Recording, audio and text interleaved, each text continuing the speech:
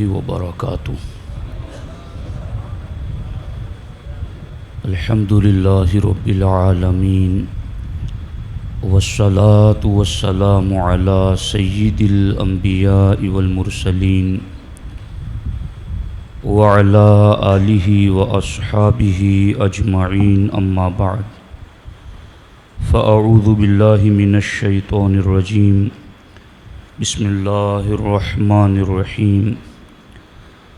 أفي الله شك فاطر السماوات والأرض، صدق الله العلي العظيم، وصدق رسوله النبي الأمين المختار الكريم الرؤوف الرحيم.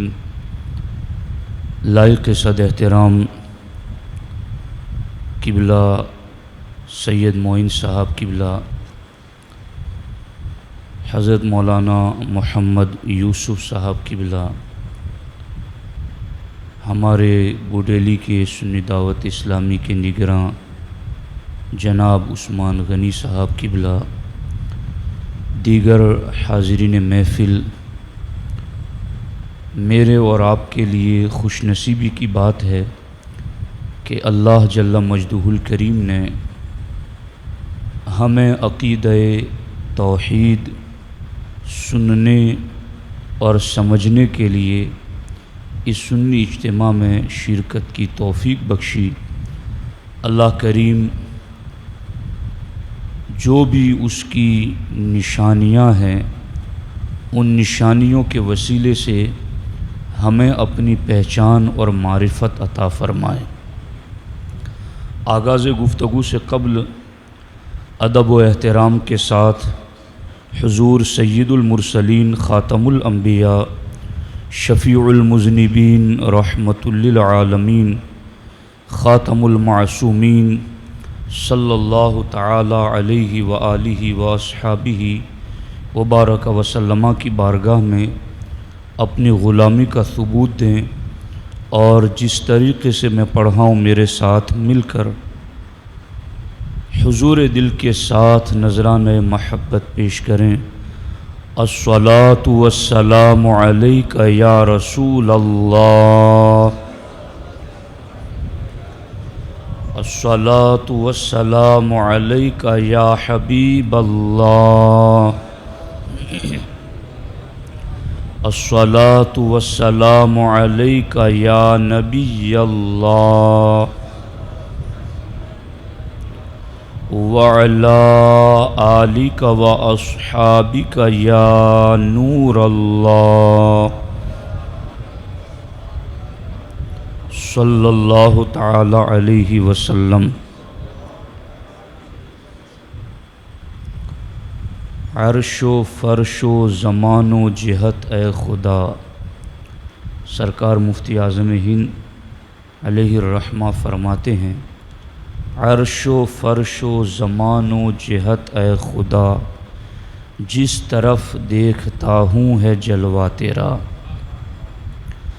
قطرے قطرے کی تو ہی تو ہے آبرو، ذرے ذرے کی آنکھوں میں تو ہی ضیا، قلب کو اس کی رویت کی ہے آرزو، جس کا جلوہ ہے عالم میں ہر چار سو، بلکہ خود نفس میں ہے وہ سبحانہ، عرش پر ہے مگر عرش کو جستجو، تو کسی جا نہیں اور ہر جا ہے تو کسی جا نہیں اور ہر جا ہے تو منزہ مکا سے مبرہ ز سو، علم و قدرت سے ہر جا ہے تو کو بکو، تیرے جلوے ہیں ہر جگہ اے عفو، سارے عالم کو ہے تیری ہی جستجو، سارے عالم کو ہے تیری ہی جستجو، جن و انس و ملک کو تیری آرزو، یاد میں تیری ہر ایک ہے سو بسو، بن میں وحشی لگاتے ہیں ضربات ہو،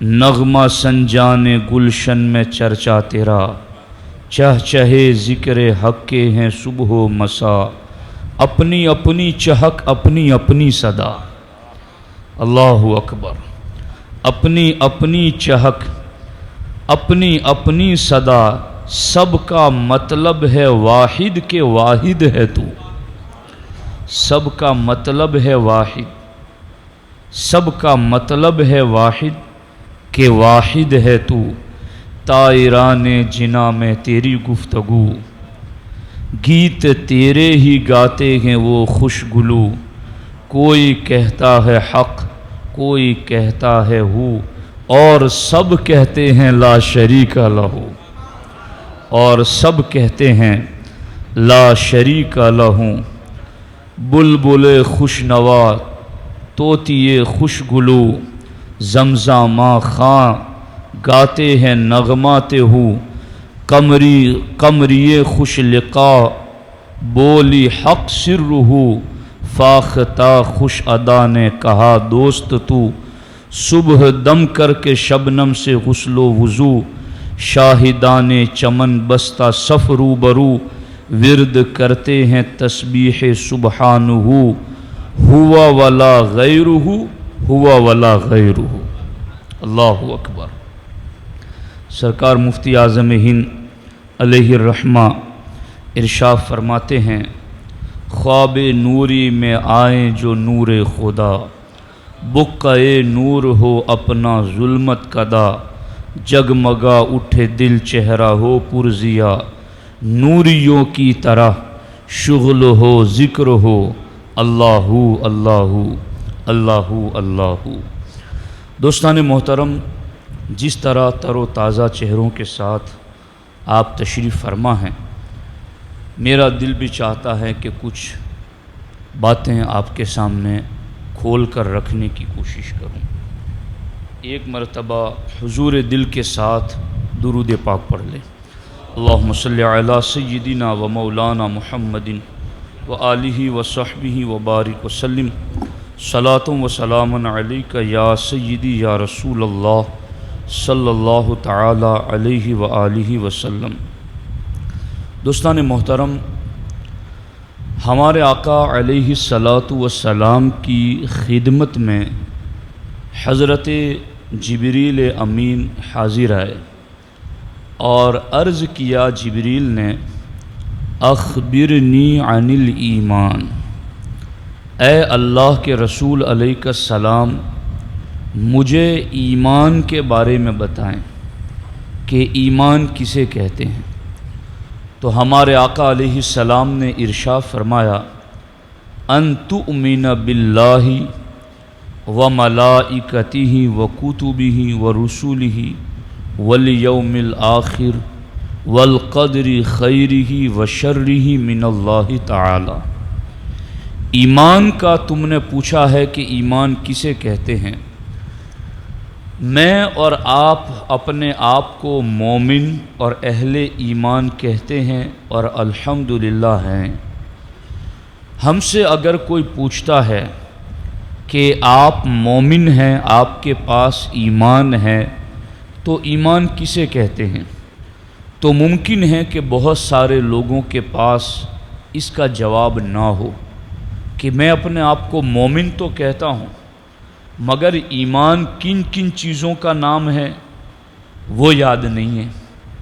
تو اس کا سادہ اور آسان اصول یہ ہے کہ آپ ایمان مفصل یاد کر لیں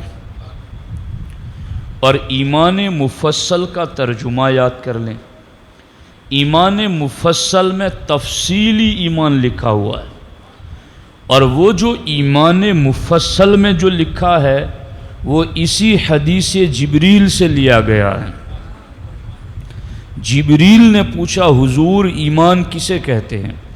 تو ہمارے آقا علیہ السلام نے فرمایا، ان تؤمن باللہ، کہ تو اللہ پر یقین کرے، اللہ کے فرشتوں پر یقین کریں، اللہ کی کتابوں پر یقین کریں، اللہ کے فرشتوں پر یقین کریں، قیامت کے دن پر یقین کریں، اور تقدیر بھلی بری من جانب اللہ ہے اس پر یقین کریں، تو یہ ایمان ہے۔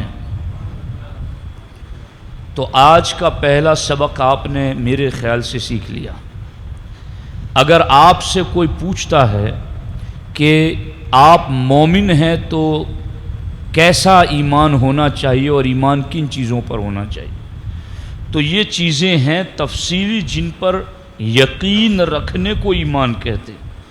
اب ہمارا موضوع گفتگو سب سے پہلا لفظ ہے ان تؤمن باللہ، اور وہی سارے عقیدوں کی بنیاد ہیں۔ عقیدہ توحید، اللہ کو ایک ماننا، اور یہ ایک ایسا عقیدہ ہے عقیدہ توحید کہ اللہ کے تمام نبیوں نے سب سے پہلے اللہ کی جس دعوت کی طرف لوگوں کو بلایا وہ عقیدہ توحید ہے۔ قرآن مجید میں اس حوالے سے اللہ جل مجدہ الکریم نے مختلف مقامات پر ارشاد فرمایا وَلَقَدْ أَرْسَلْنَا رُسُلًا مِّن قَبْلِكَ وَمَا أَرْسَلْنَا مِن قَبْلِكَ مِن رَسُولٍ إِلَّا نُوحِي إِلَيْهِ أَنَّهُ لَا إِلَهَ إِلَّا أَنَا فَاعْبُدُونِ۔ یہ قرآن مجید میں سورۃ الانبیاء کی آیت نمبر 25 ہیں 17ویں پارے میں۔ اس کا کیا مطلب؟ یہ آیت میں اس لیے آپ کے سامنے پیش کر رہا ہوں کہ اللہ کے ایک ہونے اور اس کے معبود ہونے کی دعوت یہ ہر نبی کا سبجیکٹ رہا ہے، ہر نبی نے یہ دعوت دی ہے۔ اب دنیا کے اندر جو قومیں دین والی اپنے آپ کو سمجھتی ہیں وہ تین ہیں، مسلمان، یہود اور نصارہ۔ یہ تین بڑی قومیں ہیں جو اپنے آپ کو اہل دین مانتی ہیں۔ یہود اور نصارہ وہ بھی انبیاء کرام کے وجود کو مانتے ہیں، اور ان کی کتابوں میں بھی عقیدہ توحید لکھا ہوا ہے، اگرچہ انہوں نے اس میں بعد میں تحریف کر دی، مکس کر دیا، اور یہود حضرت عزیر کو ابن اللہ ماننے لگے، نصارہ حضرت مسیح کو ابن اللہ ماننے لگے، مگر بنیادی دعوت ان نبیوں کی کیا تھی؟ وہ قرآن کہتا ہے وَمَا أَرْسَلْنَا مِن قَبْلِكَ مِن رَسُولٍ، محبوب آپ سے پہلے ہم نے جتنے بھی رسول بھیجے إِلَّا نُوحِي إِلَيْهِ، ہم نے ہر ایک کی طرف یہ وحی ضرور کی، کیا؟ لا الہ الا انا، کہ میرے سوا کوئی معبود نہیں۔ تو اللہ کا یہ حکم کہ میرے سوا کوئی معبود نہیں، یہ ہر نبی کی دعوت رہی ہے۔ صرف ایسا نہیں ہے کہ کسی ایک علاقے میں وَإِن مِّن قَرْيَةٍ إِلَّا فِيهَا نَذِيرٌ، قرآن کہتا ہے ہم نے ہر بستی میں ڈر سنانے والا بھیجا۔ تو جہاں جہاں اللہ کی مخلوق ہے وہاں وہاں اللہ نے ڈر سنانے والا بھیجا، اور ان تمام کی دعوت کا بنیادی نقطہ یہی تھا کہ اللہ ایک ہے۔ اور یہی بات جبریل امین نے بھی بارگاہ رسالت میں پوچھی کہ ایمان کسے کہتے ہیں، تو ہمارے آقا علیہ السلام نے تمام چیزوں سے پہلے یہی کہا کہ تو اللہ پر یقین رکھے، اسے ایمان کہتے ہیں۔ اب اللہ پر ایمان ہمیں کیسا رکھنا ہے؟ ہم اللہ کی پہچان اور معرفت کیسے حاصل کریں؟ چونکہ جب تک کسی کی معرفت نہیں ہوتی اس کی عظمت دل میں نہیں بیٹھتی۔ کوئی مقرر، کوئی پیر، کوئی عالم، کوئی متبحر ہمارے درمیان آئے اور لوگ پہچانتے نہ ہو تو پہلے ان کا انٹروڈکشن کراتے، ان کی پہچان کراتے کہ ان کے پاس اتنے علوم ہیں، اتنے مناظرے کیے ہیں، اتنی کتابیں لکھی ہیں، ان کا علمی دنیا میں قد قامت اتنا بلند ہے، تو پھر لوگوں کے دل میں ان کی عظمت پیدا ہوتی، ان کی ہیبت پیدا ہوتی، ان کا احترام پیدا ہوتا ہے۔ تو اللہ کی ذات جو کہ مالک الملک ہیں، اللہ کی ذات جو کہ احکم الحاکمین ہیں، اللہ کی ذات جس نے ساتوں آسمان بنائے، ساتوں زمین بنائی، چاند سورج ستارے بنائے، ہوائیں سمندر دریا بنائے، اللہ وہ ہیں جس نے ہوائیں چلائی، جس نے ہر مخلوق پیدا کی، ان کو غذا پہنچائی، ان کو جن جن چیزوں کی ضرورتیں تھیں سب چیزیں پہنچائی۔ اللہ نے ایک پانی کے قطرے سے خوبصورت شکل پیدا فرمائی۔ یہ ساری چیزیں جب تک کہ ہمارے دل میں اللہ کی معرفت اور اللہ کی پہچان نہیں آ جاتی، تب تک بندے کو عبادت کی لذت اور مٹھاس نہیں مل سکتی۔ یہ کنفرم بات ہے۔ حضرت امام غزالی رضی اللہ تعالی عنہ نے اسی لیے ارشاد فرمایا کہ وہ شخص اندھا ہے جو اللہ کی بنائی ہوئی کائنات کو دیکھ کر کے بھی اس کی پہچان حاصل نہیں کرتا اور اسے اس کی معرفت نہیں ہے۔ تو اللہ کی پہچان، ہم یہ کہتے ہیں کہ ہم کسی کو معبود نہیں مانتے، صرف ایک کو مانتے، ہم اسی کو سجدہ کرتے اور کسی کی عبادت نہیں کرتے، ہم اسی کو اپنا معبود اور مسجود مانتے ہیں اور کسی کو اپنا معبود اور مسجود نہیں مانتے۔ تو جس کو آپ ایسا مانتے ہیں کہ وہ یوں کہ آپ کسی کے سامنے کتنے ہی آپ خوار کیوں نہ ہو گئے ہو، پھر بھی کسی کے سامنے یوں دو ہاتھ پھیلاتے ہوئے ذلیل سے ذلیل بندہ بھی ہچکچاتا ہے، مگر یہاں بندہ پانچوں وقت نماز میں دونوں ہاتھ پھیلاتا ہے۔ بندہ کسی کے سامنے اتنی عاجزی نہیں کرتا جتنا رب کی بارگاہ میں کرتا ہے، روزانہ گھٹنے ٹیک دیتا ہے اور روزانہ اپنی مقدس پیشانی کو اس کی بارگاہ میں رگڑتا ہے اور سجدے میں جا کر اپنے جھکنے کی انتہا کر دیتا ہے اور انتہا کر کے بعد میں یہی پڑھتا ہے، سبحان ربی الاعلی، پاک ہے میرا رب جو سب سے بلند ہے۔ وہ اپنے جھکنے کی انتہا کر کے بلندی اسی کی بیان کرتا ہے۔ وہ رکوع میں جھکتا تو ضرور ہے مگر کہتا کیا ہے؟ اللہ اکبر۔ وہ سجدے میں جھکتا ضرور ہے مگر اللہ اکبر کہتے ہوئے جھکتا ہے۔ اٹھتا ہے، سر اٹھاتا ہے، اللہ اکبر، اللہ سب سے بڑا ہے، پھر جھکتا ہے، اللہ سب سے بڑا ہے۔ وہ اپنے جھکنے کو بار بار ریپیٹ کرتا ہے اور ہر بار جھکتا ہے یا اٹھتا ہے کبریائی اسی کی بیان کرتا ہے۔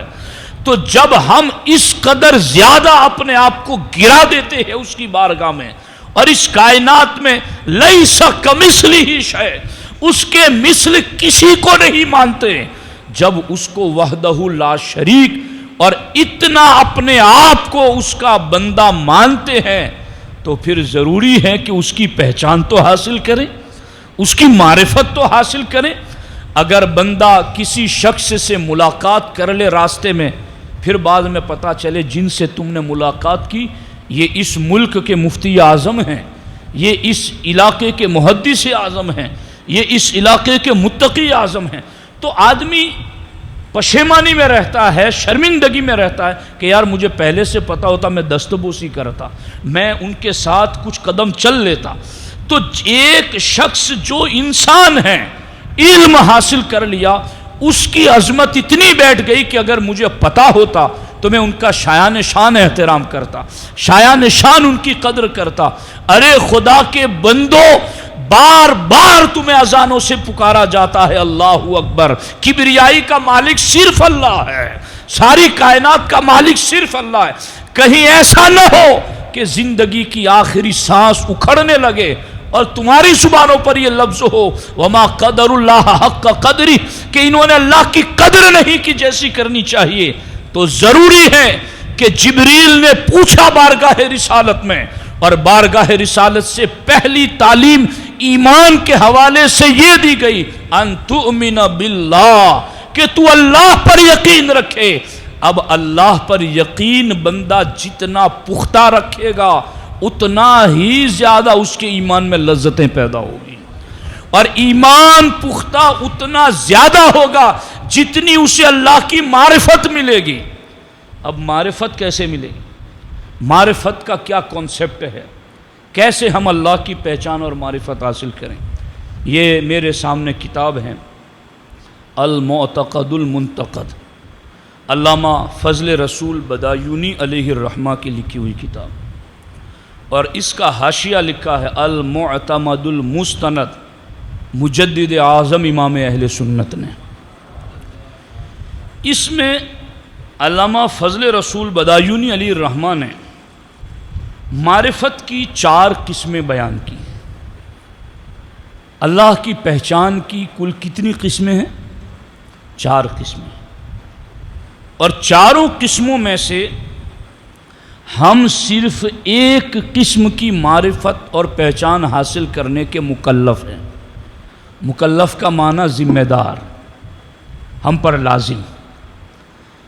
تو فرماتے معرفت اللہ علی 4 اقسام، کہ اللہ کی پہچان کی 4 قسمیں ہیں۔ پہلی قسم الحقیقیہ، یہ تینوں قسمیں میرے موضوع سے متعلق نہیں ہیں، مگر عرض اس لیے کرتا ہوں تاکہ حضور کی شان نکھر کر سامنے آ جائے، کہ اس مقام پر بھی ہم حضور کی طرح نہیں، حضور ہماری طرح نہیں۔ اللہ کی معرفت الحقیقیہ وہی معرفت اللہ تعالی لنفسہ، حقیقی پہچاننا اللہ کا تو وہ صرف اللہ کے ساتھ خاص ہے۔ وہی معرفت اللہ تعالی لنفسہ، وہ اللہ کا خود کو جاننا ہے۔ یہ معرفت حقیقی کی پہلی قسم۔ دوسری قسم العیانیہ، آنکھوں سے دیکھ کر پہچان حاصل کرنا۔ فرماتے وہی مختصۃ بالآخرہ، یہ خاص ہے آخرت کے لیے، کہ آنکھوں سے دیکھ کر اللہ کو پہچاننا، یہ خاص ہے آخرت میں۔ لغیر نبینا صلی اللہ علیہ وسلم، ہاں یہ آخرت میں اللہ کو لوگ دیکھیں گے آنکھوں سے، یہ آخرت کے ساتھ خاص ہے، مگر اس خاص میں حضور نہیں ہے، اس لیے کہ حضور دنیا میں بھی اللہ کو آنکھوں سے دیکھتے ہیں، آخرت میں بھی دیکھیں گے۔ لغیر نبینا، یہ ہمارے نبی علیہ الصلوۃ والسلام اللہ کو آنکھوں سے دیکھنا آخرت کے ساتھ جو خاص ہے، یہ ہمارے نبی کو چھوڑ کر سب کے لیے، ہمارے نبی کو چھوڑ کر اور جتنے بھی ہیں آنکھوں سے اللہ کو آخرت میں دیکھیں گے۔ دنیا میں اللہ کو آنکھوں سے دیکھا ہے تو صرف اور صرف آمنہ کے لال نے دیکھا ہے، امام النبیین خاتم النبیین صلی اللہ علیہ وآلہ وسلم نے دیکھا ہے۔ اور تیسری قسم ہے الکشفیہ، اس پر بھی ہم بات کرتے مگر وہ موضوع نہیں۔ الکشفیہ تیسری قسم اللہ کی پہچان کی، وہی منحۃ الہیۃ، یہ الہی تحفہ ہے۔ معرفت کشفیہ یہ الہی تحفہ ہے، یعنی کشف کے ذریعہ اللہ کی پہچان دینا۔ کشف کے ذریعہ، کشف کہتے ہیں پردہ اٹھا دینا، تو پردہ اٹھا کر جلوے دکھا دینا، یہ اللہ کا عطیہ ہے۔ لا نکلف بمثلھا اجماعا، ہمیں معرفت کشفیہ کا مکلف نہیں کیا گیا کہ تم کشف کے ذریعہ معرفت حاصل کرو، کوئی کشف کسی کو ملا ہی نہیں، تو اگر اس کا مکلف کر دیا جاتا تو لا نکلف نفسا الا وسعھا کا کیا مطلب ہوتا؟ کہ اللہ تعالیٰ تو فرماتا ہے ہم نے ہر جان کو اتنا ہی ذمہ دار بنایا جتنی اس کو طاقت دی ہے، جو چل کے مسجد آ سکتا ہے اسے مسجد آنے کا پابند کیا ہے، جو وضو کر سکتا ہے اسے وضو کرنے کا پابند کیا ہے، مگر جس کے پاس طاقت نہیں اسے اس کا پابند نہیں کیا گیا۔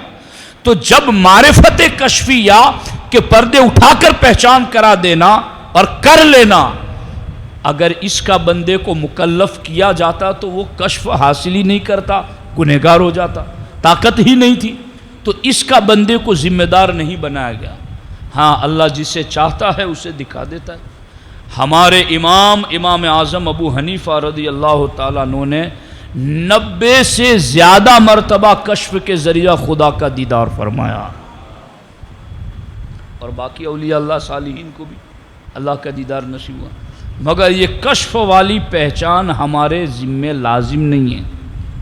تو 3 قسمیں ہو گئی، معرفت حقیقیہ، معرفت عیانیہ اور معرفت کشفیہ۔ یہ تینوں کے ہم مکلف نہیں ہیں۔ اب بات آ گئی چوتھی معرفت کی، البرہانیہ، معرفت برہانیہ۔ اور یہ کون سی معرفت ہے؟ وہی ان یعلم بالدلیل القطعی وجودہ تعالی وما یجب لہ وما یستحیل علیہ۔ فرماتے ہیں معرفت برہانیہ کا مطلب یہ ہے کہ پکی دلیل کے ذریعہ یہ جاننا کہ اللہ ہے، وما یجب لہ، اور پکی دلیل کے ذریعہ جاننا کہ اللہ کے لیے کیا کیا چیز واجب اور ضروری ہیں، اور پکی دلیل کے ذریعہ جاننا کہ اللہ کے لیے کیا کیا چیزیں محال ہیں۔ فرماتے یہ معرفت برہانیہ ہے، اور اس معرفت برہانیہ کا بندے کو ذمہ دار بنایا گیا کہ تم دلیل کے ذریعے اللہ کی پہچان حاصل کرو۔ بات سمجھ آ رہی ہے کہ نہیں آ رہی؟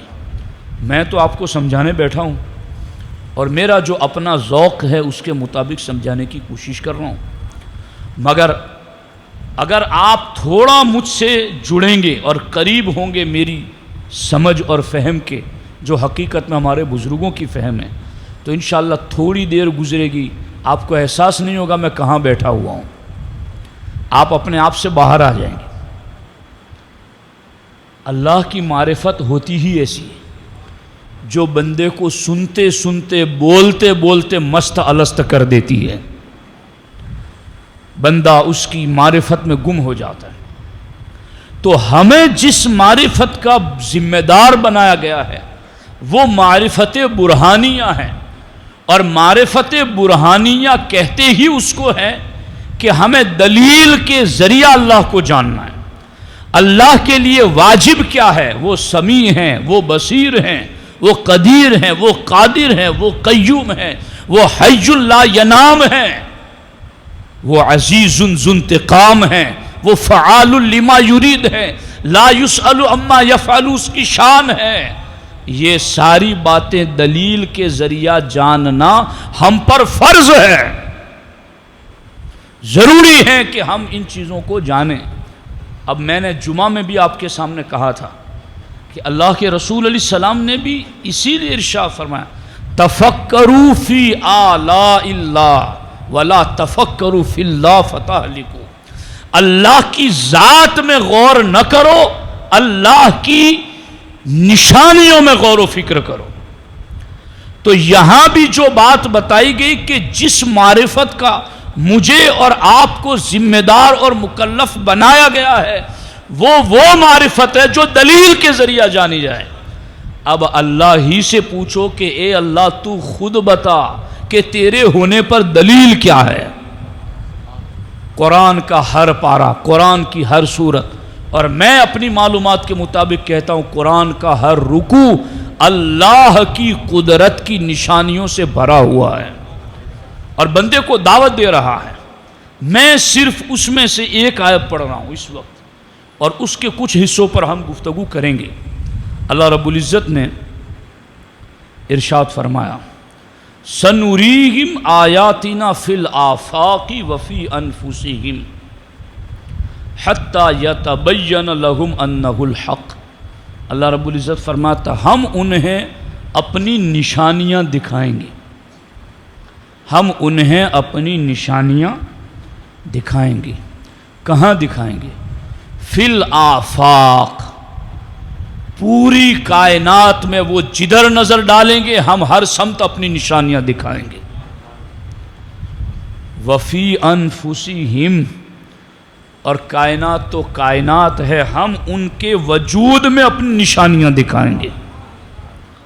حتی یتبین لہم انہ الحق، یہاں تک کہ ان کے نزدیک کھل جائے گا کہ حق اللہ ہی ہے۔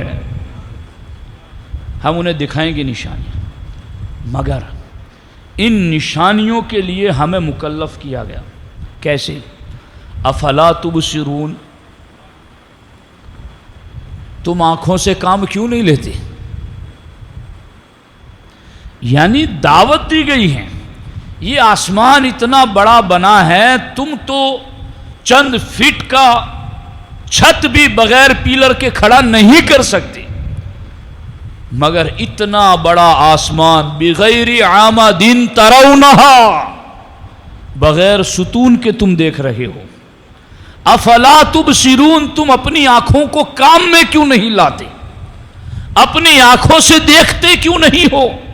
افلا تنظرون، تم نظر کا استعمال کیوں نہیں کرتے؟ افلا تدبرون، تم تدبیر اور غور و فکر سے کام کیوں نہیں لیتے؟ افلا تفکرون، تم فکر سے کام کیوں نہیں لیتے؟ افلا تعلمون، تم علم سے کام کیوں نہیں لیتے؟ افلا تشاہدون، تم مشاہدے سے کام کیوں نہیں لیتے؟ قرآن میں اللہ کی قدرت کی نشانیاں ہر سمت رکھی ہے، اس کا ذکر ہے کہ یہ نشانی ہے، یہ نشانی، یہ نشانی، سب کچھ بیان کرنے کے بعد پھر بار بار کہا گیا تم آنکھوں سے کام لو، تم فکر سے کام لو، تم تدبیر سے کام لو، تم سوچ دانش سمجھ بوجھ سے کام لو، تم ہماری ان نشانیوں کے اندر غور کرو۔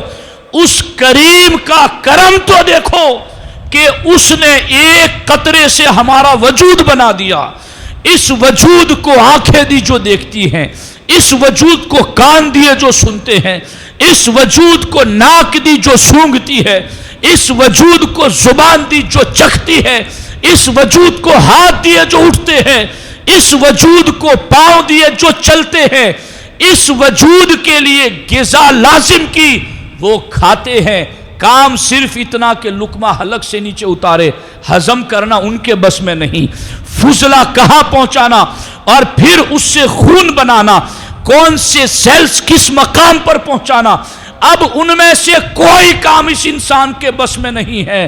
اللہ تبارک و تعالیٰ فرماتا ہے تو آفاق میں غور کر یا اپنے انفس میں غور کر، تو جدھر بھی دیکھے گا درخت کا ہر پتا میری شہادت دیتا نظر آئے گا، میرے وجود اور میرے ایک ہونے اور میری قدرتوں کی گواہی دیتا ہوا نظر آئے گا۔ تو میں بنیادی طور پر یہ بات سمجھانا چاہتا ہوں، ہمیں 4 معرفت کی قسموں میں سے چوتھی کا مکلف کیا گیا، اور یہ کوئی ایسی قسم نہیں ہے چوتھی کہ ہم کو عیانیہ کی طرح مکلف کر دیا ہو، ہم کو حقیقیہ کی طرح مکلف کر دیا ہو، ہم کو کشفیہ کی طرح مکلف کر دیا ہو کہ نہیں تمہیں پہچان حاصل کرنے مگر کشف کے ذریعہ چاہے اونڈے لٹک کے کرو مگر کرو، ایسا تو نہیں کہا گیا۔ آنکھوں دیکھ کر کے تم اللہ کی پہچان، یہ تو نہیں کہا گیا۔ حقیقیہ، یہ تو نہیں کہا گیا۔ ہمیں کہا کیا گیا؟ برہانیہ، دلیل کے ذریعہ جانو۔ یا اللہ دلیل کہاں ہے؟ کہا تو جدھر نظر کھولے گا میری دلیل نظر آئے گی۔ دلیلیں چاروں طرف رکھ دی، اس کی ذات میں بھی رکھ دی، اور پھر بار بار ابھارا، افلا تنظرون، افلا تبصرون، افلا تفکرون، افلا تدبرون، افلا تعقلون۔ تو اب اگر اتنے ابھارنے والے لفظ بھی ہو اور اتنی نشانیاں بھی قرآن میں رکھ دی گئی ہو، پھر بعد میں ہمیں کہا گیا کہ اب میری یہ پہچان حاصل کرنا تم پر ضروری ہے۔ اس لیے بندہ دلیلوں کے ذریعہ اللہ کی پہچان، بڑے بڑے جبال شامخ آسمان سے باتیں کرتے ہوئے پہاڑوں کو دیکھیں اور پھر دیکھ کر بندہ وہاں 2 رکعت نماز پڑھے کہ اتنے بڑے پہاڑوں کو بنانے والا خدا ہے، میں اس کو سجدہ کر رہا ہوں۔ سمندر کی لہروں کو دیکھیں اور دیکھ کر کہے فتبارک اللہ احسن الخالقین، کہ میرا رب کتنا برکت والا ہے جس نے اتنی خوبصورت مخلوق پیدا کی ہے۔ اللہ کی قدرت کے نظارے دیکھے اور بار بار یہ پڑھے ربنا ما خلقت ھذا باطلا، پاک ہے ہمارا رب جس نے ان چیزوں کو بے مقصد نہیں پیدا کیا۔ برگے درختان سبز می گوید وحدہ لا شریک، حضرت سعدی نے کہا درخت کے پتوں سے پوچھو، ہر ایک یہ کہتا ہے وہی وحدہ لا شریک ہے۔ طائران جنا میں تیری گفتگو، گیت گاتے ہی تیرے وہ سب خوشگلو، سب تیرے گیت گاتے، سب تیرا چرچا کرتے. تو معرفت برہانیہ ہم پر لازم ہیں. اب اس معرفت برہانیہ کے حوالے سے میں صرف چند آیتیں آپ کے سامنے پڑھتا ہوں اور اس کی حوالے سے چند باتیں عرض کر کے پھر ہم اپنی گفتگو کو اختتام کی طرف لائیں گے. اللہ رب العزت کی معرفت، دلیل کے ذریعہ جاننا، تو یہ کیسے ہو سکتا ہے؟ آپ دیکھیے قرآن مجید میں اللہ رب العزت نے زمین کے حوالے سے جو یہ کہا، فاطر السماوات افی اللہ شک، کیا اللہ کے بارے میں شک ہے تمہیں؟ فاطر السماوات والا شک کیوں کر رہے ہو؟ وہی تو آسمان و زمین کو پیدا کرنے والا ہے، وہی تو آسمان و زمین کو پیدا کرنے والا ہے. تو زمین اللہ کی قدرت کی نشانیاں ہیں. اور میں یہاں اگر آپ پسند کریں، اور کیوں پسند نہ کریں یہ بھی بات ہے، تو میں اس پر حضور صدر الشریعہ علیہ الرحمہ کی ایک عبارت پیش کر دوں، پھر آگے بڑھوں تاکہ اس سے مطابقت ہو جائے. سرکار صدر الشریعہ علیہ الرحمہ بار شریعت میں لکھتے ہیں، اللہ کی ذات کا ادراک عقلاً محال ہے. عقلاً یعنی عقل میں اللہ کی ذات آ جائے یہ محال ہے. عقل میں اللہ کی ذات سما جائے یہ کیا ہے؟ بولو نا کچھ، بہت دھیما بول رہے ہیں آپ. عقل میں اللہ کی ذات سما جائے یہ کیا ہے؟ محال ہے. فرماتے ہیں عقل اس کو احاطہ نہیں کر سکتی، گھیر نہیں سکتی، وہ لامحدود ہے. تو پھر اس کی پہچان کیسے حاصل کرے؟ اس کی ذات میں غور کرنے سے روکا گیا، اور عقل اس کو گھیر نہیں سکتی تو پہچان ملے گی کیسے؟ دیکھو یہ فقیہ اور یہ علماء ایک سطر میں کیا کچھ لکھ گئے. میں تو اس جملے پر قربان ہو گیا کہ حضور صدر الشریعہ نے ایک سطر کے آدھے سطر میں یہ بات لکھی. جب ذات میں غور کرنے کے بارے میں کہا گیا ہلاک ہو جاؤ گے ذات میں غور کرو، چونکہ تم ذات میں غور کرو گے تو تم کوئی مجسمہ بنا لو گے اور وہ جسم سے پاک ہے. وہ عقل میں آتا ہی نہیں ہے، عقل گھیرتی ہی نہیں ہے اس کو، تو تم عقل اس کی ذات میں نہ لگاؤ. تو فرمایا گیا کہ عقل اس کی ذات کا ادراک نہیں کر سکتی. اچھا یہ بھی ایک بات ہے کہ عقل اس کی ذات کا ادراک کیوں نہیں کر سکتی، یعنی عقل کو اس کی ذات کا ادراک کیوں نہیں؟ تو کسی بھی ذات کا ادراک کرنے کے لیے تین چیزیں ہوتی ہیں. یا تو جس ذات کا ادراک کرنا اس کو دیکھا ہو آنکھوں سے، دوسری چیز کہ یا اس کے بارے میں کسی نے کچھ بتایا ہو. اب میں یہاں بہت سنبھل کے لفظ بولتا ہوں، کیسا ویسا لفظ نہیں بول رہا ہوں میں، چونکہ وہ کیسا سے بھی پاک ہے. تو یا تو شے کو دیکھا ہو تو عقل میں آئے، یا شے کے بارے میں کسی نے کچھ بتایا ہو تو عقل میں آئے، یا پھر اس کے بارے میں بتایا تو نہیں مگر اس کے مثل کے بارے میں بتایا کہ یہ فلاں کی مثل ہے تو بھی عقل میں آئے. مگر ان تینوں باتوں کے حوالے سے آپ دیکھیں کہ نہ تو اللہ رب العزت کو دیکھا ہے ہم نے، اور نہ اللہ کے رسول علیہ السلام نے اللہ کی ذات کے بارے میں ہمیں کچھ بتایا. یہ بہت خاص بات ہے، اگر آپ کے ذہن شریف میں آئے تو نہیں بتایا، ذات کے بارے میں نہیں بتایا. اور تیسری چیز، نہ اس کی مثل کوئی ہے جس کے ذریعہ اس کی ذات کا تصور قائم کیا جائے. تو نہ دیکھا اور نہ اس کی ذات کے بارے میں حضور علیہ السلام نے بتایا، اور نہ اس کا کوئی مثل ہے. تو عقل میں آنے کے لیے تو یہ تین چیزیں چاہیے، اور تینوں میں سے کوئی نہیں تو وہ عقل میں آتا نہیں. اور جو عقل میں آتا نہیں اسی کی پہچان واجب ہے، اسی کی معرفت واجب ہے. تو وہ معرفت کیسے ہوگی؟ حضور صدر الشریعہ علیہ الرحمہ یہاں بار شریعت میں ارشاد فرماتے ہیں کہ البتہ اس کے افعال کے ذریعہ اجمالاً اس کی صفات پھر ان صفات کے ذریعہ معرفت ذات حاصل ہوتی ہے۔ یہ آدھا سطر ہے۔ چاہتے ہیں سمجھنا چاہتے ہیں آپ لوگ؟ یہ باتیں گاڑی ہیں، میں دو چار واقعات اچھے سنا دیتا تو آپ خوش ہو جاتے، مگر یہ باریک باتیں تو عادی تو بنانا پڑے گا، ہمیں اپنے آپ کو لانا پڑے گا۔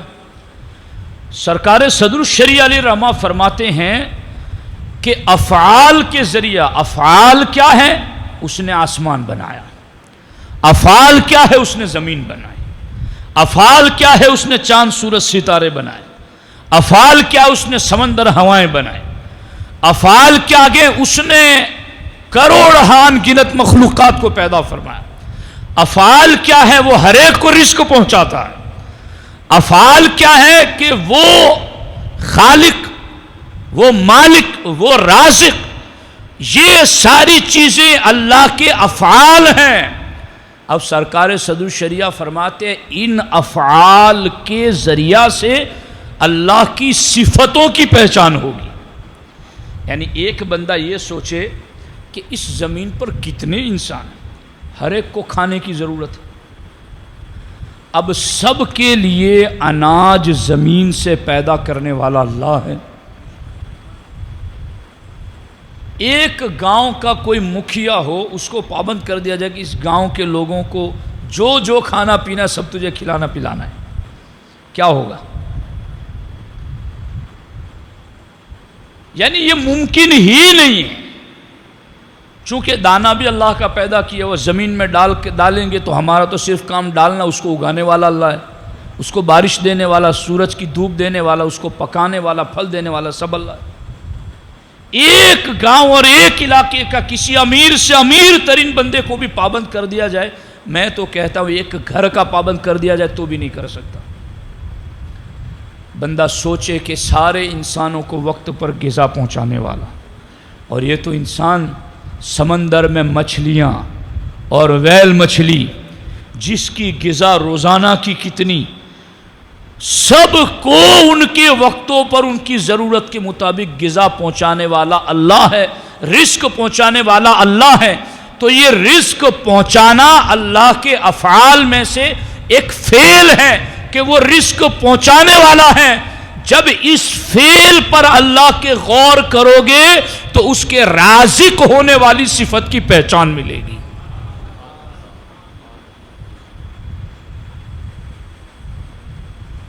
اتنا بڑا آسمان بغیر پیلر کے کھڑا کر دیا، اور جب سے کھڑا کیا ہے تب سے ہے، اور جیسا کیا تھا ویسا ہی ہے، نہ کبھی ادھر سے ٹیڑھا ہوا نہ ادھر سے ٹیڑھا ہوا۔ بغیر عمد ترونہا، تو اب اس چیز پر غور کرو کہ دنیا کے ہزاروں سائنسداں مل جائیں اور کاریگر مل جائے، چند فٹ کی ٹائلز بغیر سپورٹ اور سہارے کے کھڑا نہیں کر سکتے، مگر اللہ کا فعل، اللہ کی قدرت یہ ہے کہ اتنا بڑا آسمان بغیر ستون کے اس نے کھڑا کر دیا۔ تو جب اللہ کی اس کاریگری اور قدرت پر غور کرو گے تو اس کے قادر اور قدیر ہونے والی صفت کی معرفت ملے گی۔ ہزاروں کو موت دینے والا جب مرتے ہوئے دیکھو گے تو تمہیں اس کی صفت ممیت کی معرفت ملے گی۔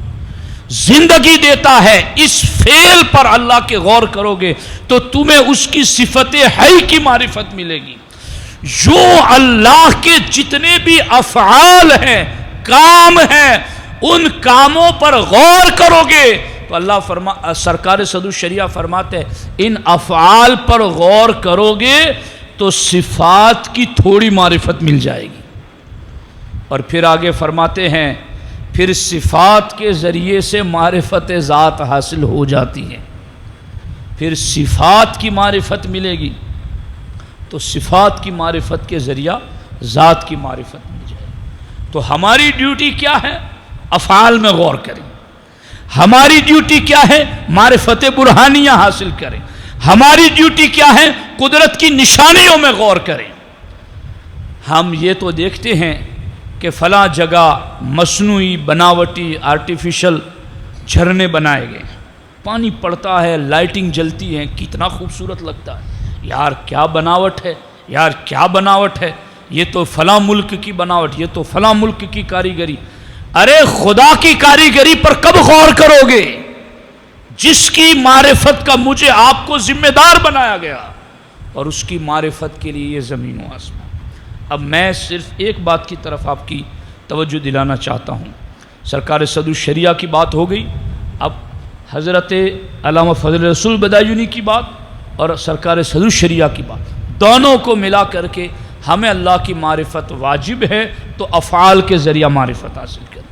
اب وہ افعال کیا ہے، اس میں سے بس چند میں آپ کے سامنے رکھنا چاہتا ہوں. یہ دیکھیے اللہ رب العزت قرآن مجید میں ارشاد فرماتا، صرف ترجمہ کرتا ہوں 4-5 آیتوں کا اور پھر گفتگو ختم کرتا ہوں. سورہ الواقعہ آیت نمبر 63 سے کئی آیتیں مسلسل ہیں، اور ہمارے حضرت مولانا جابر صاحب جو ہماری مسجد عائشہ کے امام ہیں، وہ اکثر نماز فجر میں سورہ واقعہ پڑھتے ہیں. تو میں بہت دور سے چل کے فجر پڑھنے ان کے پیچھے جاتا ہوں، بہت لذت محسوس ہوتی ہے. وہ آیتیں میں آپ کو پڑھ کے سنا رہا ہوں. اللہ تعالیٰ ارشاد فرماتا، افرأیتم ما تحرسون، بھلا بتاؤ تو صحیح جو تم بوتے ہو، زمین میں کاشت کرتے ہو. اانتم تزرعونہ ام نحن الزارعون، کیا تم اس کی کھیتی بناتے ہو یا ہم بنانے والے ہیں؟ آہا، یہ قدرت جلال تو دیکھو. تم جو کھیتیاں کرتے ہو، جو بوتے ہو، تو کیا تم اگاتے ہو یا ہم اگاتے ہیں؟ پھر اللہ تعالیٰ نے فرمایا لو نشاء لجعلناہ حطاما فظلتم تفکہون، ہم چاہیں تو وہ سارا تمہارا بویا ہوا پامال کر دیں. لظلتم تفکہون، اور تم اپنی ہتھیلیاں ملتے رہ جاؤ. ہم چاہیں تو جی ہے کسی میں بس میں ہے، کسی کے بس میں ہے کہ دانہ ڈال کے پھر اس کو وہ اگاتا ہو. کتنا عاجز ہے انسان. یعنی میں تو یہ سمجھتا ہوں، میں نے اس پر کئی جگہ بیانات کیے جو گاؤں میں کسانی کرنے والے لوگ ان کے سامنے، کہ خدا کے بندو تمہیں تو اللہ کی پہچان اور زیادہ ہونی چاہیے. ایک بندہ جو دکان میں بیٹھا ہوا ہے اے سی روم میں، اس کو قدرت کے نظارے نظر ہی نہیں آ رہے ہیں، وہ کیا دیکھے گا؟ مگر تمہیں تو ہر قدم پر نظر آ رہے ہیں. تمہیں تو اللہ کی ذات پر یقین اور زیادہ مضبوط ہونا چاہیے. اللہ تعالیٰ فرماتا ہے یہ تم بھلا بتاؤ تو صحیح جو بوتے ہو، کھیتی اسے تم بناتے ہو یا ہم بناتے ہیں؟ اگر ہم چاہیں تو سب کچھ پامال کر دے تمہارا بویا ہوا، تو تم ہاتھ ملتے رہ جاؤ.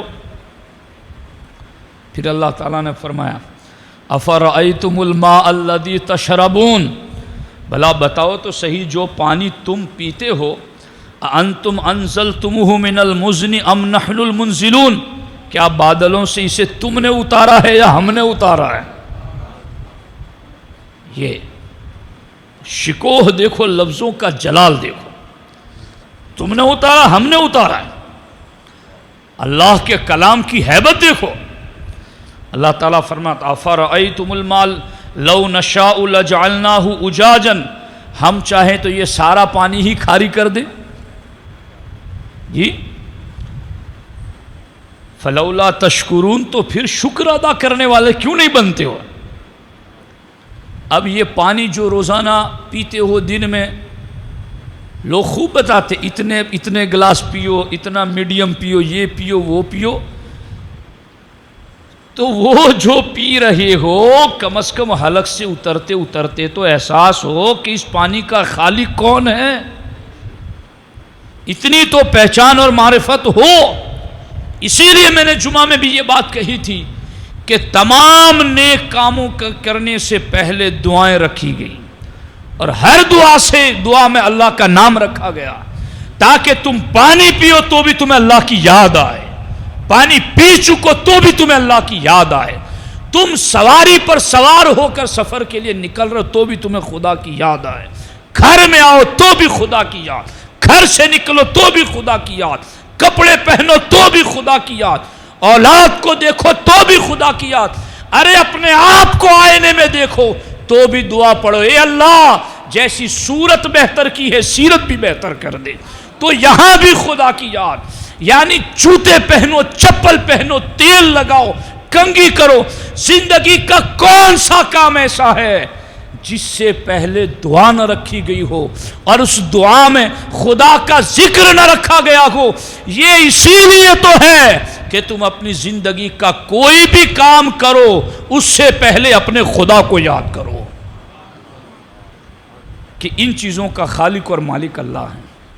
اب اللہ تعالیٰ فرماتا ہے کہ یہ جو تم پانی پیتے ہو، یعنی اس کو تھوڑی دیر کے لیے ایسا سمجھو، تھوڑی دیر کے لیے کیا، یہ حقیقت ہی یہی ہے، یہ قرآن کا معجزہ ہے کہ جس دور میں قرآن کو پڑھا جائے گا ایسا لگے گا قرآن ہم سے ہی بات کر رہا ہے۔ اب یہ بات دیکھو تو صحیح، لوگ کتنے بھولے ہوئے، پانی گھٹا گھٹ اتار رہے ہیں، کتنوں کو یاد ہے؟ اب پانی پیو نا گھر میں، تو اب اس آیت کو یاد کرنا جو میں آپ کو سنا رہا ہوں۔ اللہ تعالیٰ فرماتا ہے کہ افرأیتم الماء الذی تشربون، بھلا بتاؤ تو صحیح ہے جو تم پانی پی رہے ہو، انتم انزلتموہ من المزن ام نحن المنزلون، بادلوں سے اسے تم نے اتارا یا ہم نے اتارا؟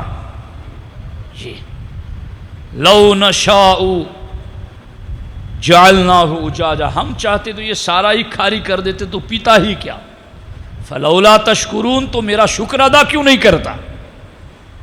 آگے دیکھو، افرأیتم النار التی تورون، اللہ اکبر، فرماتا ہے بھلا بتاؤ تو صحیح وہ آگ جسے تم روشن کرتے ہو، جلاتے ہو، اانتم انشأتم شجرتها ام نحن المنشئون، کیا وہ درخت، وہ جو تم نے آگ جلائی ہیں، اس آگ جلانے کے لیے تم کو درخت کی لکڑیاں لانی پڑی جس کے ذریعے تم نے آگ لگائی، تو یہ درخت تم نے پیدا کیے یا ہم نے پیدا کیے؟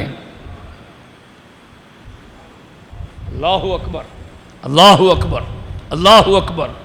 اللہ تعالیٰ فرماتا ہے نحن جعلناہا تذکرۃ، ہم نے ان ساری چیزوں کو تمہارے لیے نصیحت رکھا ہے، تذکرۃ، تمہارے لیے نصیحت بنایا ہے۔ برستے ہوئے بادلوں کو دیکھو، یا پیتے ہوئے حلق سے اترتے ہوئے قطروں کو دیکھو، یا دانوں کو اگتے ہوئے دیکھو، یا آگ جلتے ہوئے درختوں کو دیکھو۔ اللہ تعالیٰ فرماتا تذکرۃ، ان ساری چیزوں میں ہم نے تمہارے لیے اپنی پہچان اور معرفت کی نصیحت رکھی ہے، تم اس نصیحت کو لے لو۔ وَمَتَاعًا لِّلْمُقْوِينَ، اللہ رب العزت نے اس طریقے سے ہمیں ان چیزوں کی طرف مائل کیا ہے۔ تو یہ 3 افعال ہوئے، یاد ہے نا آپ لوگوں کو؟ بھولنا نہیں ہے۔ میرے بس میں ہوتا، اور میں 12 یہ بات آپ لوگوں کو کہہ چکا ہوں، میرے بس میں ہو اور 100 بار آپ کو ایک لفظ بولنے سے آپ کو یاد کرا سکوں تو میں وہ بھی کرتا، مگر اب ریکارڈ بھی بات ہو رہی ہے، بعد میں آپ سن بھی سکتے ہیں۔ اس کو ذہن نشی کریں، ریپیٹ کریں اپنے آپ، پھر دیکھیں اللہ کی معرفت کیسے ملتی ہے۔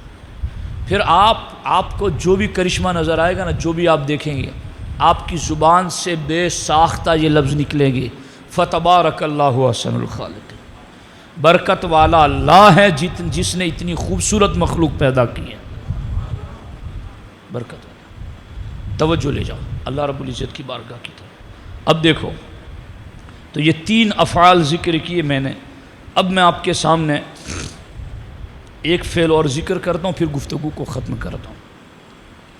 وَهُوَ الَّذِي جَعَلَ لَكُمُ الْأَرْضَ ذَلُولًا، اللہ وہی ہے جس نے تمہارے لیے زمین کو ذلول بنایا۔ یہ ذلول کا کیا مطلب؟ ذلول کا مطلب یہ ہے کہ اس نے تمہارے لیے زمین کو نرم بنایا۔ اور نرم کیسا؟ اللہ جل مجدہ الکریم ارشاد فرماتا ہے کہ ایسا زمین کو بنایا کہ تمہارے لیے کنویں کھودنا، چشمے جاری کرنا، نہریں بنانا، مکانات اور عمارتیں تعمیر کرنا، کھیتی باڑی اور باغبانی کرنا، یہ سب کچھ تمہارے لیے ممکن بنا دیا۔ یعنی اس زمین کو ہم نے تمہارے لیے لوہے، پیتے اور تانبے کی طرح نہیں بنایا کہ تم اس میں کھیتی نہ کر سکو، تم اس میں دیوار نہ بنا سکو، اور تم اس میں کوئی اناج وغیرہ اگا نہ سکو، پانی نہ نکال سکو، ہم نے ایسا تو نہیں بنایا۔ اللہ رب العزت ارشاد فرماتا لوہے تانبے پیتل کی طرح بنایا ہوتا تو گرمیوں میں تم چلتے کہاں سورج جب نکلتا؟ وہ کتنا گرم ہو جاتا لوہا تانبا پیتل، پسینے چھوٹتے، کیسے چلتے لوگ؟ تو اللہ رب العزت ارشاد فرماتا یہ زمین کو میں نے لوہا تانبا پیتل کی طرح نہیں بنایا بلکہ نرم بنایا تاکہ تم کھودنا چاہو تو کھود سکو، پانی نکالنا چاہو تو نکال سکو، عمارت بنانا چاہو تو عمارت بنا سکو، ندی نہریں جاری کرنا چاہو تو وہ بھی کر سکو۔ میں نے تمہارے لیے زمین کو لوہے کی طرح سخت نہیں بنایا۔ اور اللہ رب العزت نے اس زمین کو نرم کیا ہے تو پانی اور روئی کی طرح بھی نرم نہیں کیا کہ تم چلنا چاہو تو چل ہی نہ سکو، ایسا بھی نہیں بنایا۔ نہ روئی کی طرح بنایا نہ لوہے کی طرح بنایا، بلکہ ویسا بنایا جیسی تمہاری ضرورت تھی۔ تم چلنا چاہو تو چل سکو، کھودنا چاہو تو کھود سکو، سونا چاہو تو سو سکو۔ اس زمین کو میں نے تمہارے لیے وَهُوَ الَّذِي، اب اس پر کون غور کرتے؟ کون کس کو فرصت؟ اسے کفار اور مشرکین کی پوتھیاں پڑھنے کا بہت وقت ہے کہ یہ مشرکین کی تھیوریاں پڑھے، یہ لادین ہنود یہود مشرکین کے غلط نظریات پڑھے، اس کے پاس قرآن پڑھنے کا وقت نہیں ہے۔ اور یہ واقعی بات ہے، جو کالج یونیورسٹیز میں ہماری نوجوان نسل جا رہی ہے ان کے پاس قرآن کا علم کتنا ہے اور مشرکین کا شرک زدہ علم کتنا ہے۔ آپ دیکھیں گے کہ قرآن کے علم سے بالکل کورے ہیں۔ زمین کے بارے میں کیا کیا معلومات ہے وہ مشرکین سے لیتے ہیں، قرآن سے نہیں لیتے۔ سورج، چاند، ہوا، پانی، ان چیزوں کے بارے میں فلاں سائنسداں نے یہ لکھا، فلاں نے یہ لکھا، فلاں نے یہ کہا۔ ارے خدا نے کیا لکھا وہ تمہیں پتا ہے کہ نہیں ہے؟ جس خدا کی معرفت میرے اور آپ پر واجب ہے اور جس معرفت کے ذریعہ ہمیں سجدوں میں لذت آئے، تو ساتھیو یہ چیز ضروری ہے۔ اب دیکھو اللہ تعالیٰ نے فرمایا زمین کو ہم نے ذلولاً بنایا، فمشوا فی مناکبہا، تو تم اس کے رستوں میں چلتے ہو۔ اب زمین اللہ رب العزت کی ایسی نعمت ہے کہ اس پر یہ بھی غور کرنے والی چیز ہے کہ پہلے یہ قرآن کے اصول کے مطابق عرض کروں، وَكَانَ عَرْشُهُ عَلَى الْمَاءِ، اللہ کا عرش پہلے پانی پر تھا، پھر بعد میں اس پانی کا کیا ہوا؟ اللہ تعالیٰ فرماتا ہے وَالْأَرْضَ بَعْدَ ذَلِكَ دَحَاهَا، پھر اس پانی کے اوپر ہم نے مٹی کو پھیلا دیا، زمین کو پھیلا دیا۔ اب اللہ کی قدرت دیکھو کہ یہ زمین ہم کھودتے ہیں تو پانی نکلتا ہے، ایک برتن لے اس میں پانی ڈال دے، پھر اس پر مٹھی بھر کر مٹی ڈالیں تو وہ مٹی اوپر رہے گی یا نیچے بیٹھ جائے گی؟ وہ اس کی تہ میں چلی جائے گی، اوپر نہیں رہے گی۔ چونکہ مٹی میں ثقل ہیں تو وہ نیچے چلی جائے گی، پانی کے اوپر نہیں رہے گی۔ لیکن اتنی بڑی زمین کو اللہ فرماتا ہے میں نے پانی پر بچھا دیا ہے، پانی پر بچھا دیا ہے۔ نہ پانی مٹی کو گلاتا ہے نہ مٹی پانی میں گل کے چلی جاتی ہے، پانی پانی کی جگہ، مٹی مٹی کی جگہ۔ وہ کون ذات ہے جو مٹی کو پانی میں ملنے نہیں دیتی اور پانی کو مٹی کو گلانے نہیں دیتی؟ اللہ تعالیٰ فرماتے ہیں اس میں غور کرو، وہ اللہ کی ذات ہے، اس میں غور کرو گے تو تمہیں اللہ کی معرفت مل جائے گی۔ تو میرے ساتھیوں، ایک اپنے وجود پر غور کر لیں، ایک قطرے سے لے کر اتنی خوبصورت شکل، اور پھر ایسے پارٹ باڈی کے اور جسم میں ہر پارٹ اپنی جگہ پر کتنا خوبصورت اور کن کن کاموں میں لگا ہوا ہے۔ اللہ تعالیٰ نے یہ بھی فرمایا، 18ویں پارے کا پہلا صفحہ پڑھیں گے آپ تو آپ کو پتہ چلے گا اللہ تعالیٰ نے اس میں بتایا کہ ہم نے ایک قطرے سے تمہیں کہاں تک پہنچا، اور یہاں پر ہی اللہ نے کہا ہے فَتَبَارَكَ اللَّهُ أَحْسَنُ الْخَالِقِينَ۔ بابرکت اللہ کی ذات جو اس نے اتنی خوبصورت شکل پیدا کی۔ تو میرے ساتھیوں، حاصل کلام یہ نکلا کہ اللہ کے ایک ہونے کی دعوت تمام نبیوں نے دی۔ اللہ کے رسول نے پوچھا کہ جبریل نے پوچھا ایمان کیا ہے، تو سرکار نے بھی پہلے اللہ کے بارے میں اللہ کی ذات پر یقین رکھا۔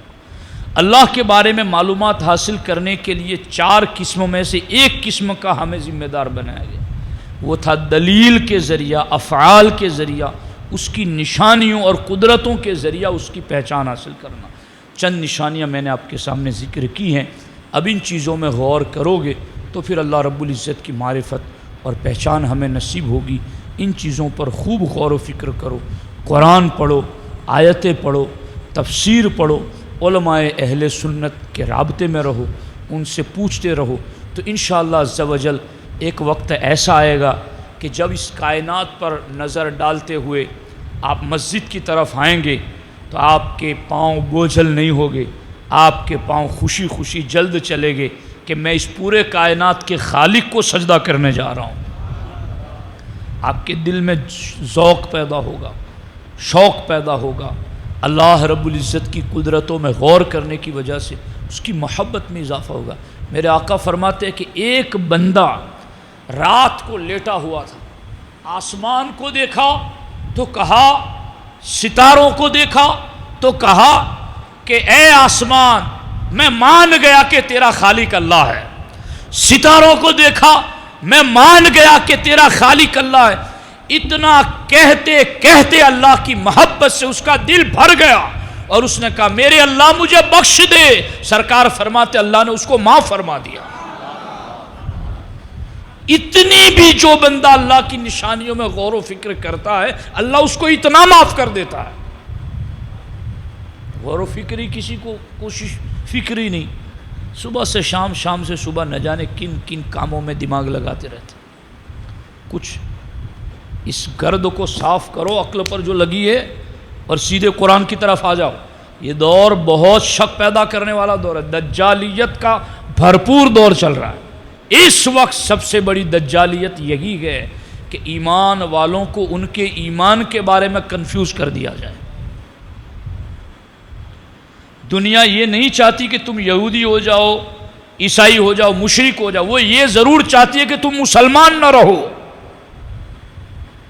تم سچے پکے مسلمان نہ رہو، اور اس کے لیے پوری سوشل میڈیا یہ وہ بھرے ہوئے ہیں اور کیا کیا باتیں دماغوں میں ڈالی جاتی ہیں۔ تو اس لیے ایسے وقت میں اللہ کی پہچان اور معرفت بہت زیادہ ضروری ہیں۔ آخری اور ضروری بات، یوں تو میں نے بہت ساری آیتیں ابھی بھی میں نے نوٹ کی ہوئی ہیں، مگر اب بس اتنا جتنا ہضم کر سکو۔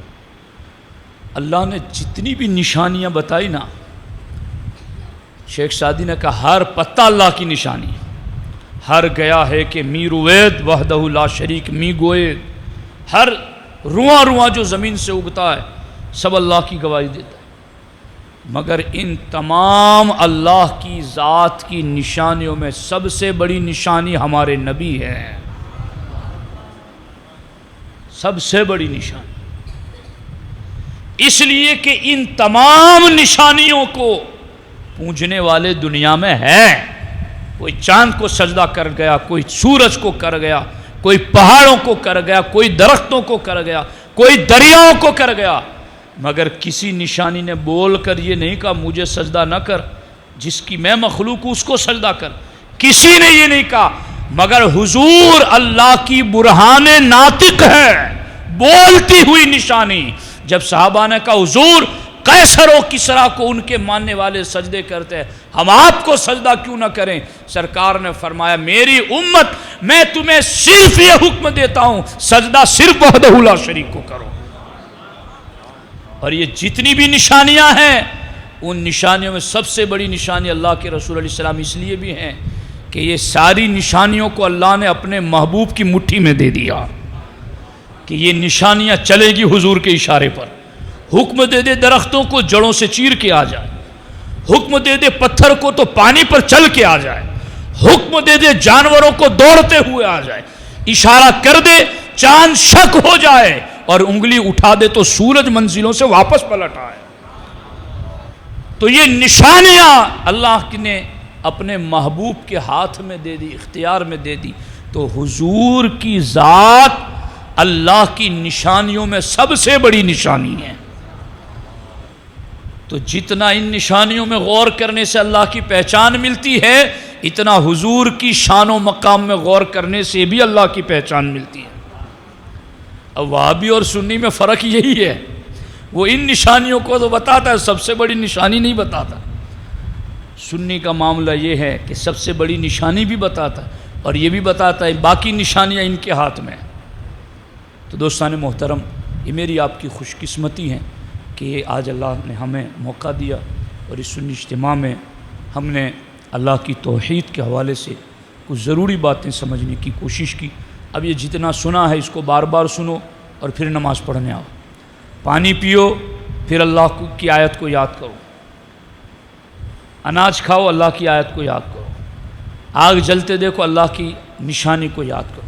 تو انشاءاللہ ان نشانیوں سے ہمیں اللہ کی پہچان ملے گی۔ اللہ کریم مجھے آپ کو سب کو اپنی کامل معرفت عطا فرمائے، اور اس معرفت کے فیض سے اللہ تبارک و تعالی ہمیں سجدوں کا ذوق و شوق عطا فرمائے۔ السلام علیکم ورحمۃ اللہ وبرکاتہ۔